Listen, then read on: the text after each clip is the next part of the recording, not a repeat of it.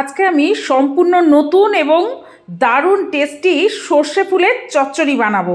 তো এর জন্য আমি এখানে এক আটি সর্ষে ফুল নিয়ে নিয়েছি আর ফুলগুলোকে ভালো করে বেছে নিচ্ছি। আর ফুলের সাথে আমি এখানে কচি ডাঁটাগুলোও কিন্তু নিয়ে নিচ্ছি। তো এইভাবে আমি সবগুলো সজনে ফুল ভালো করে বেছে ধুয়ে পরিষ্কার করে নেব। এই যে দেখো আমি এখানে পরিষ্কার করে নিয়েছি। এবার আমি মূল রান্নাতে চলে যাচ্ছি।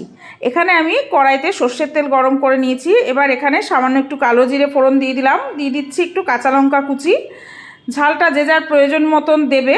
এবার এখানে দিয়ে দিলাম 4-5 কোয়া রসুন, একটু থেতো করে দিয়েছি। রসুনটাকে হালকা জাস্ট একটু ভেজে নিয়ে এর মধ্যে আমি দিয়ে দিচ্ছি একটা মিডিয়াম সাইজের পেঁয়াজ কুচি।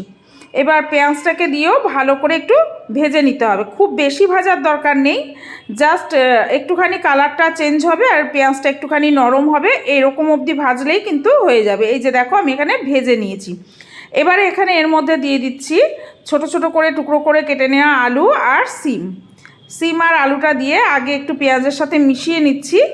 গরম ভাতের সাথে সর্ষে ফুলের এই চচ্চড়িটা কিন্তু খেতে অপূর্ব লাগে, মানে অর্ধেকটা ভাত এটা দিয়েই খাওয়া হয়ে যাবে।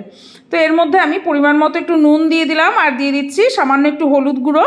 এখন সব কিছু ভালো করে একটু মিশিয়ে নিয়ে 5 মিনিটের জন্য ঢাকা দিয়ে এটা একটু ভাজা ভাজা করে নেব। তো এই যে আমি এখানে মিশিয়ে নিয়েছি। এবার আমি এটাকে ঢাকা দিয়ে 5 মিনিটের জন্য রান্না হতে দেবো। আর মাঝখানে 2-1 বার নেড়ে দিতে হবে, না হলে কিন্তু নিচটা লেগে যাবে। তো 5 মিনিট পর ঢাকনাটা খুলে আবারও সব কিছু একটু ভালো করে মিশিয়ে নিতে হবে। আর এই সময় দেখো সিম আর আলুটা প্রায় 50% সিদ্ধ হয়ে গেছে।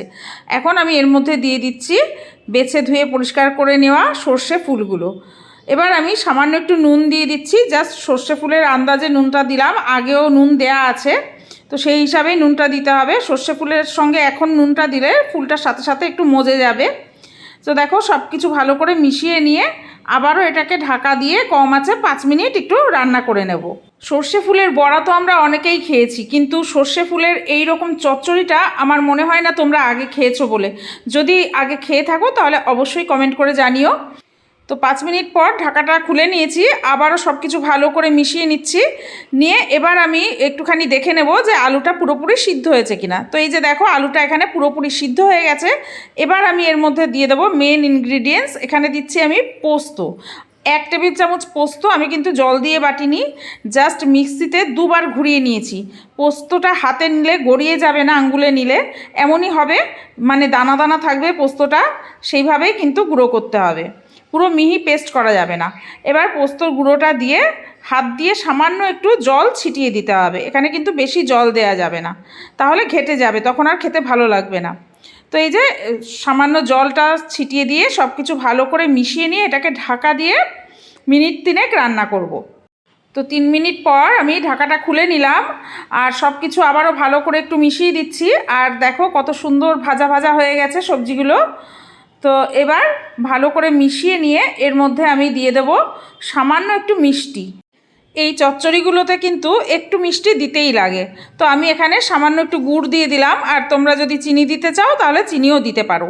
তো দিয়ে সব কিছু ভালো করে মিশিয়ে নিয়ে এটাকে আবার 1 মিনিটের জন্য ঢেকে দেব, জাস্ট গুড়টা যাতে সবজির সাথে ভালোভাবে মিশে যায় সেই জন্য।